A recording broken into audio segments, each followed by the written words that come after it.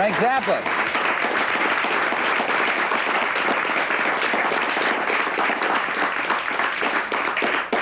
Are these your cousins or brothers and sisters? Or? I have no relatives. None at all? Nope. I've been phased out. I saw a picture of you with your parents in Life magazine once. They Those did a aren't piece. relatives, those are parents. There's nothing relative between? Relatives come to visit. Oh, is that right? Your parents don't come to see you ever? Well, my father doesn't, he's dead, but my mother comes over every once in a while. I'm sorry to hear that, but your mother comes over once in a while? Yeah. Live in California? Mm-hmm. They live where, in Orange County? No, they live down the hill. Down what hill? Down the hill from your house? Yeah. So neighbors. Yeah. So, how was your show down in Providence? Hey, it was divine. It's a beautiful experience? Yeah. Did any of you guys see it? Were you there? You good? Did he do that thing with the dental floss? Or he doesn't do that anymore? No, we didn't do any bondage tonight. No bondage? No dental floss bondage? Let's talk about those prostitutes. They took the list away from me, but they have their addresses. I don't want to name them. I just want to say something about prostitution. Can I do that? Sure. I think that people should appreciate the work of prostitutes because prostitutes do something that nobody else wants to do, which is strap on ugly guys who can't get it any other way than to buy it. And we should all give a rousing round of applause to any girl who will do the public service of strapping on these unfortunate guys.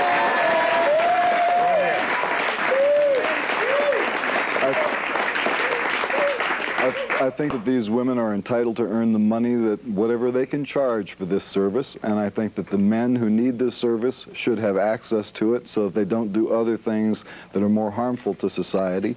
And some of the ugliest guys that really need it, obviously, are in politics. So I think that we should make sure that plenty of these women get right near all of your local government, your state government, and, of course, the federal government.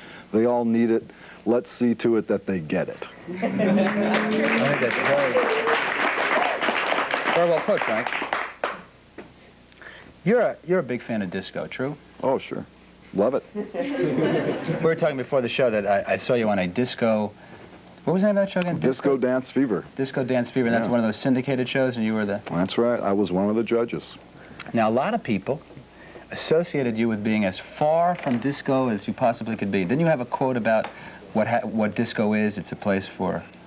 You know the quote? Oh, yeah, yeah, I know the quote. Where people get together in the dark and meet each other so that they can go do other things later, you know. This is something that is valid and important. Whether or not I personally care for disco music is irrelevant. Disco music performs a function in the society for the people who need to have that sort of background music to their lifestyle. Everybody is entitled to hear whatever kind of music that they like. They should have whatever entertainment that they like, because it's the entertainment that relieves the pressures of living in the 20th century. So if you like disco, go for it. And if you hate it, don't get in the way of the people who like it. Go do something else. Go country and western, you know. What about the Shake Your Booty album? Is that your biggest album in terms of sales, the most successful album commercially? Probably not. And the reason I say that is because the first album we made was called Freak Out, but it was released on through a company called Verve, which was a subsidiary of MGM. Mm-hmm. And we have no way of knowing how many copies that album sold, but I think that that's probably the largest selling album. Because it's sustained for years and years. When did that? 15 years ago. That's incredible. But, well, so you're kind of a survivor. I said that in the opening, you know, in a sense. There's so many rock acts that come and go and come and go. And you've sustained through many, many changes, countless number of different kinds of bands, different groups called the Mothers, and guys came and went, and then when you gave up calling the band the Mothers and just went out on your own and so on. And is there a sense of where you're going, or you just sort of, is it a spontaneous thing of what you feel like playing, or... Do you feel yourself a kind of a representative of the times, or not? No, I'm not representative of the times at all. I'm representative only of what I do, and it's only useful to the people who like to consume it. It's not universal. It's not mass consumer product. You don't think of yourself as a cultural or a pop phenomenon? Well, it just depends on how badly you want to treat the English language. I'm not, I may be cultural, I may be pop, and I may be a phenomenon, but to stick them all together and call that the essence of what I am would be a mistake to do. Well, the reason I was saying is because, you know, when the Shake Your Booty album came out, it had a sound that was a current sort of sound, as opposed to some of your other albums, which sort of stuck out, you know, never got played on the radio. How many albums did you release that never got played on the radio in the beginning? Well, every once in a while something gets on, but, you know, none of them really got a lot of radio exposure. So it's a different kind of career now, now that your records, you hear your stuff on the radio all the time now.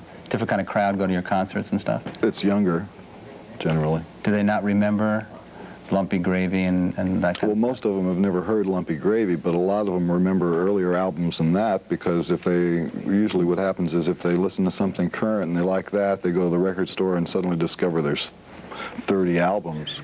Is that many? Yeah. And there's about 50 bootlegs. All from concerts and that kind of thing. You're a family man? Well, of course. Now, let me ask you, I always wanted to ask you something about your kids' names. You too, huh? Yeah, I wanted to, you know, what are the names? Roadmap isn't one of them. No. No. And there isn't Weasel. No. What is it? And then I don't have any children named Rabbit Hutch or Buick either. Not one? Not one. Cousins or? I might have some cousins named Rabbit Hutch. I think I have a cousin named Bob Rabbit Hutch somewhere, but I have no children named Rabbit Hutch or Buick. What are your children's names? The names of my children are Moon, Dweezil, Amit, and Diva. The oldest one is 12 years. The youngest one is 8 months. The boy is Moon? 2 girls, 2 boys. Moon's a girl, Diva's a girl. Amit's a boy, Dweezil's a boy. Dweezil? Now, I was wondering if is he prone to being beaten up in the schoolyard, being called Dweezil? No, he's not. Actually, he's a rather sports-oriented kind of, you know, aggressive little guy. He's a tough little sucker? He wouldn't take any caca from you. Oh, Frank. I would not dish out any to young Dweezil. Dweezil is a sturdy little boy. You a fan of television? I like the news because it's the funniest thing that anybody can see. I like to watch people lie. Do you have any feeling about what's going on, talking about the news? You know, the big Iran thing? You got any Do I have opinions? feelings about it? You betcha. But I don't think that it's my place to say anything that could cause any more problems for anybody above and beyond what they've got already.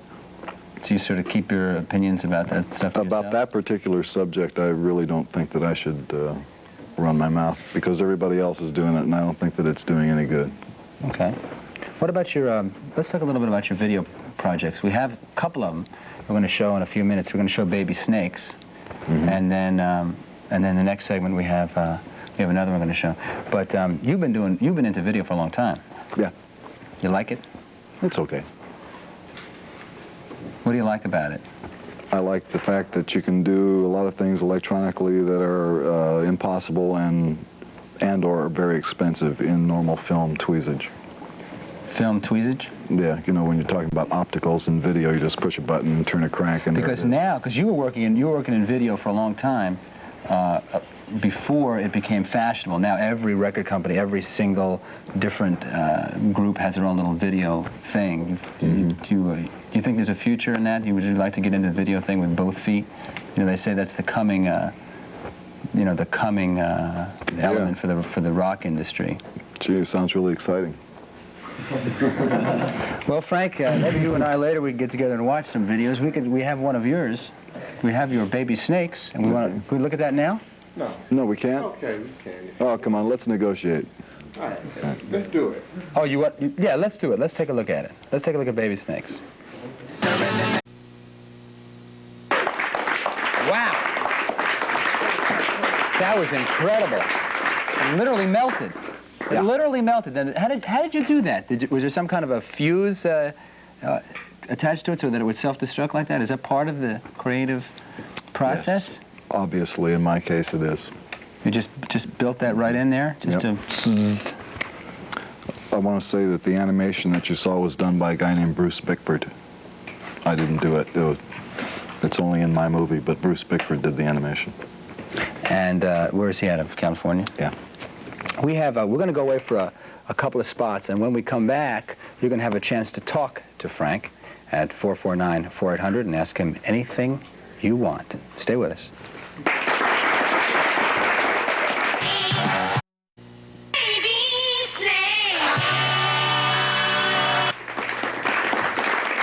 Frank Zappa is the face that you see on your television set.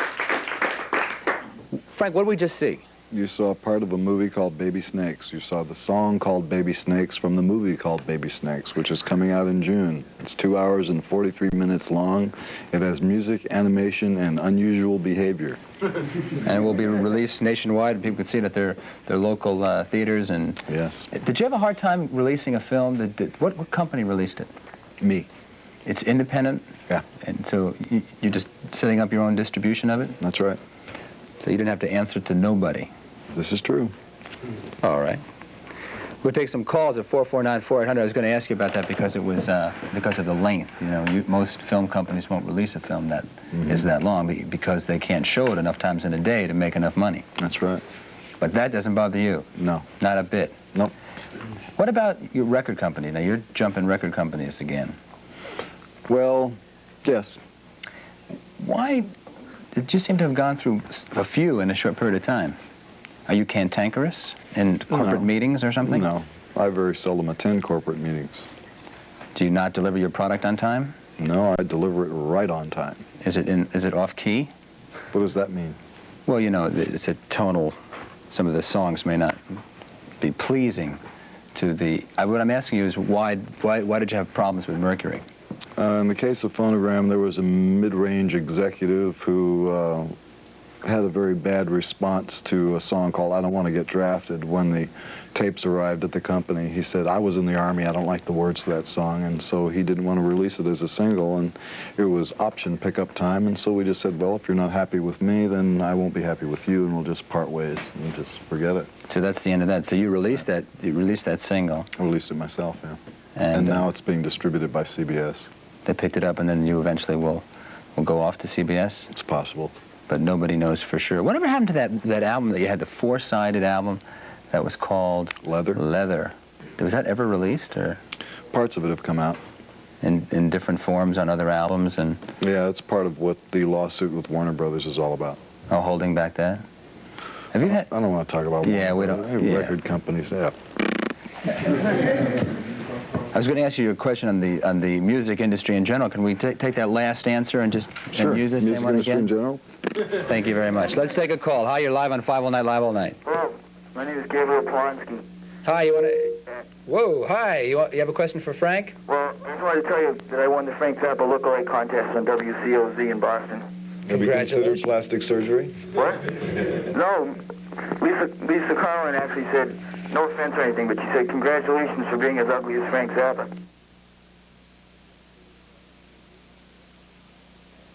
Heard that. He said to tell Lisa that Tell Lisa I think that was a nasty remark. Huh? Tell Lisa I think that was a nasty remark. tell Frank, you mean? I mean Frank and Lisa. Yeah, my name's Frank, and Lisa is different. I just want to say one thing because I'm not at home, and I won a videotape machine as the prize for the contest. Mm-hmm. And I want to tell my brother to turn it on so he can tape what I'm saying right now. Yeah. So Daniel, That'd be good because, you know, they're watching you on television right now. What? All right, so what's your brother's name? Daniel. What's your brother's name? Daniel. Daniel? Yeah, tell him to turn on the videotape machine that I won in the Frank Zappa lookalike contest. Oh, not to be confused. Yeah. Not to be confused with the videotape that you won in the Olivia Newton-John lookalike contest, No, which is in the other I won room. this. I understand. Thanks for your call. And if he ever wants me for a right story to be the actor. Oh, okay, fine. Okay. Okay, bye. Thank you. Thanks for your call. Thank you very much. Can we take another one? Sure. Hi, you're live on 5 All Night, Live All Night. How you doing, Matty? Real good. Who's this? This is Jeff from Lexington. Hi, Jeff. Do you have a question for my guest, Mr. Yeah. Zappa? I'd ask Frank, when he wrote the song Dancing Fool, did he catch any flack from the people who like disco? No.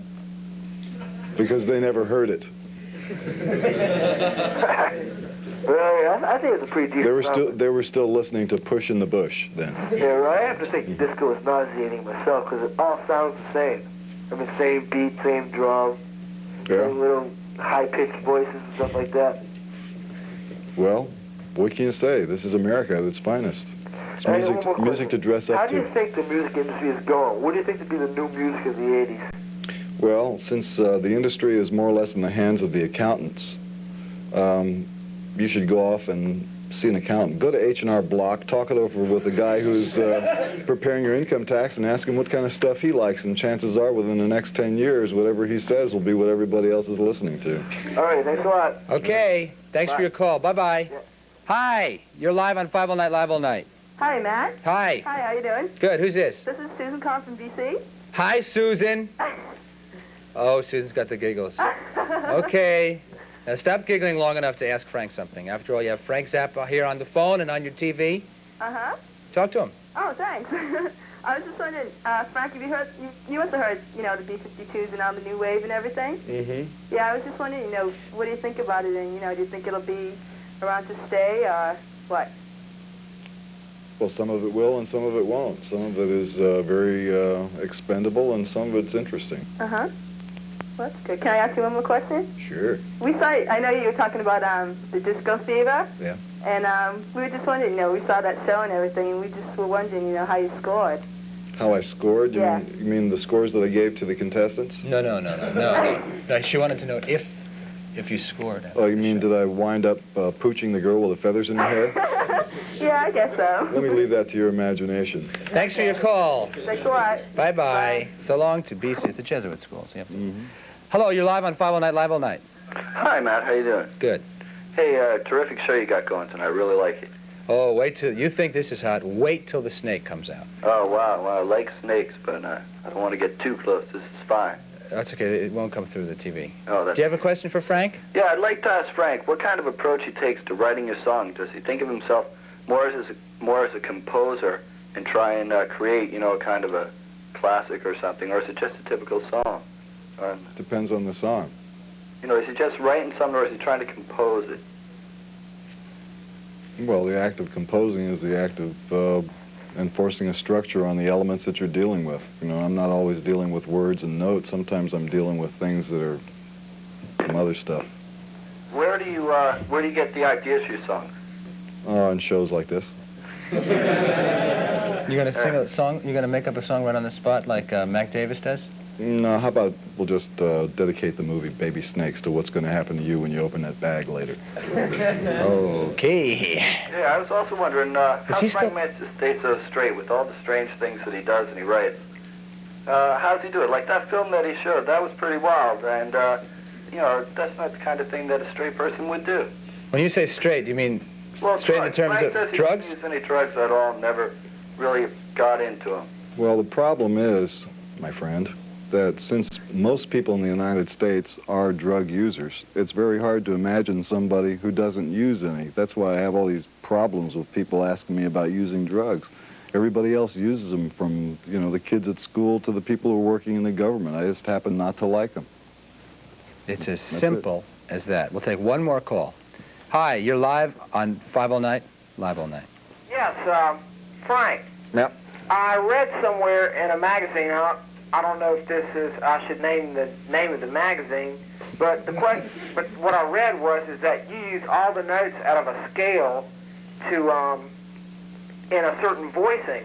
My question is take the Phrygian scale, how do you use all the notes out of that scale, considering that you have the flat 2 and the flat 6, and that it clashes and causes flat 9s in this voicing? I can't believe you asked that question. That was going to be my next question. But as long as he asked it, Frank, how do you do that? The reason that you can do anything like that you want is because some people like to hear flat 9s and all that stuff.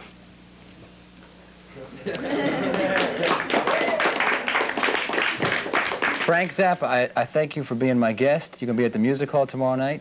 True? Yep. We're going to see one more clip. Tell us what we're going to see. You're going to see a song called City of Tiny Lights. It's another excerpt from the movie Baby Snakes, which is coming out in June. Thanks, Frank. You're welcome.